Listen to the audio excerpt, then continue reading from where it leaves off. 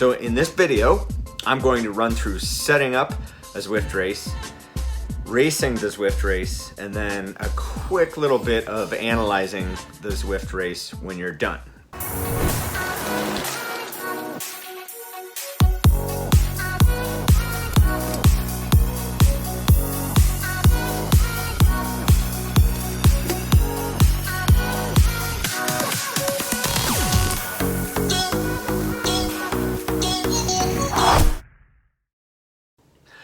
Race fam, Brian Davis races and you can too.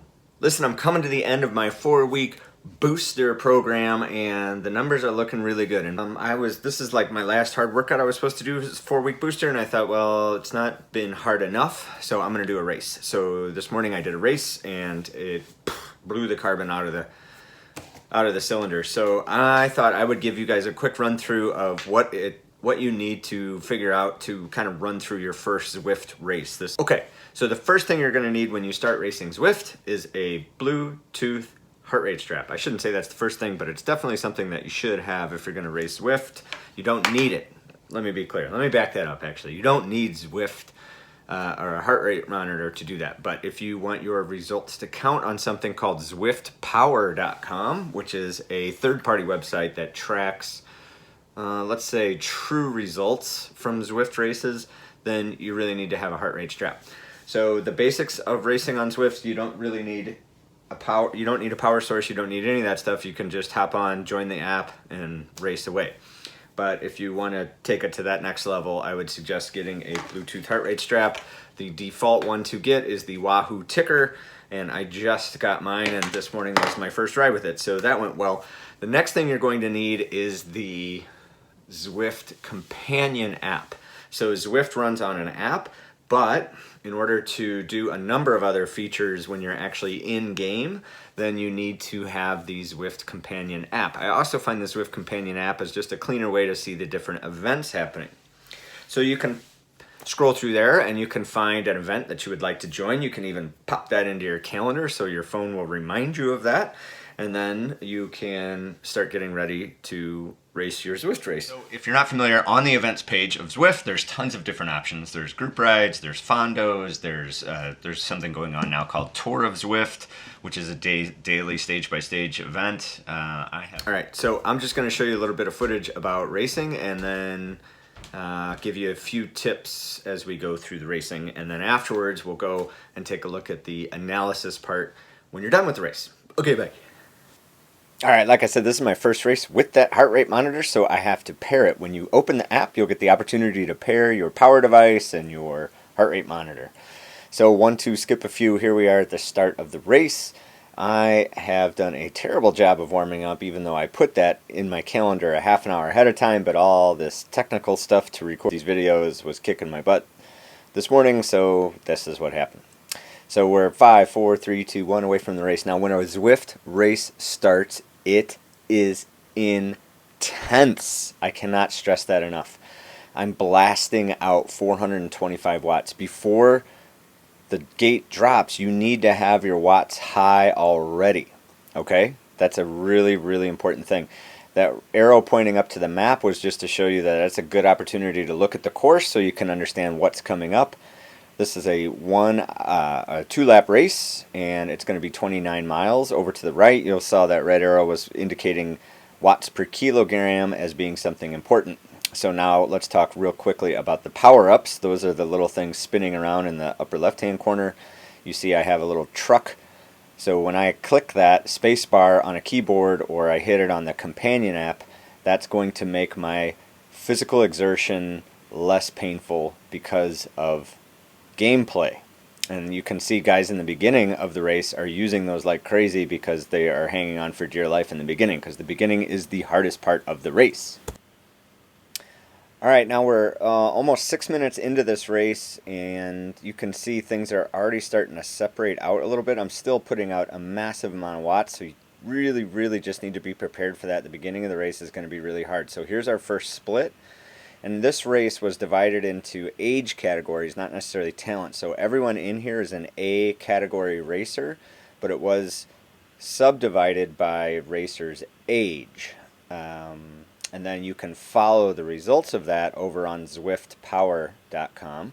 So here you can see I'm just going to jump up here to make this little gap, and then my plan is to just hang out with folks. My heart rate's really low. I don't know what was going on. That just doesn't seem right. That new ticker might not be right. So this is really important. That arrow is pointing to the course profile, and that'll change depending on how far you're into the race and things like that. But you can see there's a giant mountain that I need to climb. That's that grayed out area.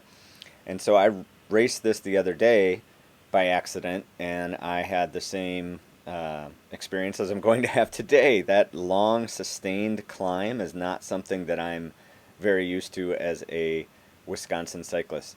So that proved very challenging in this race. So it's important to be aware of what you have coming, how long you're going to be racing, make sure you have enough water, towel, fan, all that basic stuff. All right, 1, 2, skip a few. Here we are going up the climb. I'm just maybe a little over a third of the way up the climb. You can see that my little red arrow on that little mountain over there to what I showed you before where the red arrow was. So in any event, the important thing about this is the first lap. So I stayed with this group. We kind of expanded, contracted.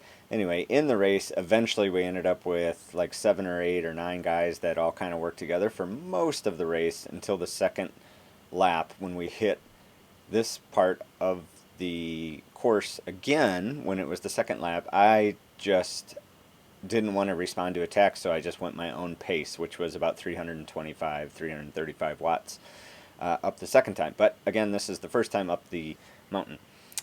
So I just wanted to show you that the important thing is to just stay in your pace. On these long climbs, you know, people will crack or they won't. They'll come back and forth. It's just that there's just a lot more going on in a long climb, which is something, frankly, I'm not at all familiar with because we just don't have those type of climbs around here. So that's why Zwift is really cool, because you get to experience things about cycling that are not necessarily present to you wherever you live. So I'm going to give you a second here, and then I'm going to switch scenes in 1 second and show you one other little tip on racing Zwift is to, when you're going downhill, it's much harder to catch people than going uphill. So here I tried to just have my guy tuck. So if you're going over, I think it's 40 miles an hour, your little guy, see how he tucked down like that? He'll get arrow and tuck as long as you are not pedaling. He will do that, which is cool. You get a rest. But at the same time, when you come out of it, you could be in a lot of trouble because these guys are still pedaling. They're still doing 300 watts. Now, I can keep up with them on screen, but when the time comes to pedal, I got to be ready. And there's always a delay if you're trying to coast. So I learned that the hard way in this race, that maybe doing that during a race is not a great idea because it took a lot of watts to catch back onto this group. Another little tip with racing is watch the elevation to the upper right, because you'll see these little rollers, not there but here.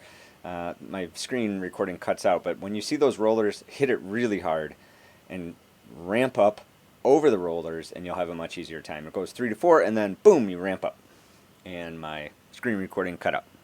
But anyway, that is a good suggestion for racing. Okay, so now let's talk about analysis real quick. So you can pop over to the Companion app. That's what I found to be the easiest to kind of see what happened on your ride. You can find the activity, and then you can flip over to Just Me and see just the events that you've done. Click into that and you'll see a recap of the ride, and you can see I got a PR, I got my level up, I got a KOM, a sprint jersey. None of that I believe is true. I don't know why it gave me those. I certainly don't think I earned those. But over here in this one you can see the power, and you can look at where the elevation is in the deep background, those dark gray, and then the red is heart rate and the blue is power, so you can get a sense of how consistently your power maintained. I'm sure there's a way to zoom in on this. Also, when you're done on the app with your ride, you can go into something called critical power, and you can look at your best 5, 10, 1 minute. It's a slider, so any times that you want, which is pretty cool if you don't use Training Peaks or something of this sort. Okay, very quickly, how to set up ZwiftPower.com. ZwiftPower.com cleans out cheaters or people that have technical difficulties. So go to my.zwift.com, and you're going to set up the connection that will allow all your ride data to flow to this third-party website called ZwiftPower.com.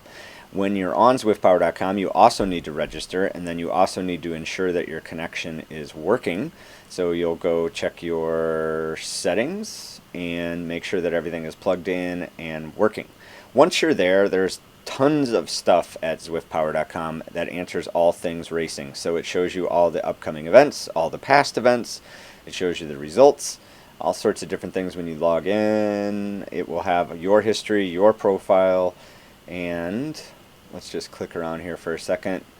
You can see your profile, you can see the people that you follow or that you're friends with on Zwift, and you can see what races they did and how they're performing. You can have a team.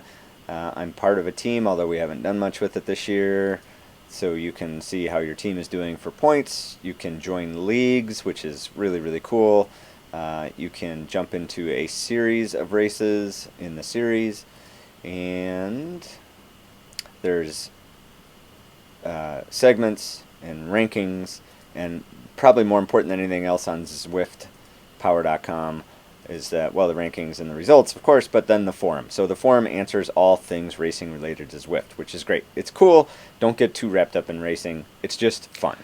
Okay, race fam, that's all I have for you today. If you like what I had to say today, please subscribe. I would really appreciate it. The channel's been growing like crazy, and it makes me so happy. So hopefully you're getting some value out of this, and we're getting more people to try out racing and riding their bike. And got some fat bike races coming up. Oh, and the results of my 4-week booster. You're going to see what a little time and attention can do to an FTP score. So please follow along. If you have any questions about racing, leave them in the comments below. If you have any things that you think I missed for beginner racers, please throw that in the comments as well. Talk to you soon. Thank you for watching.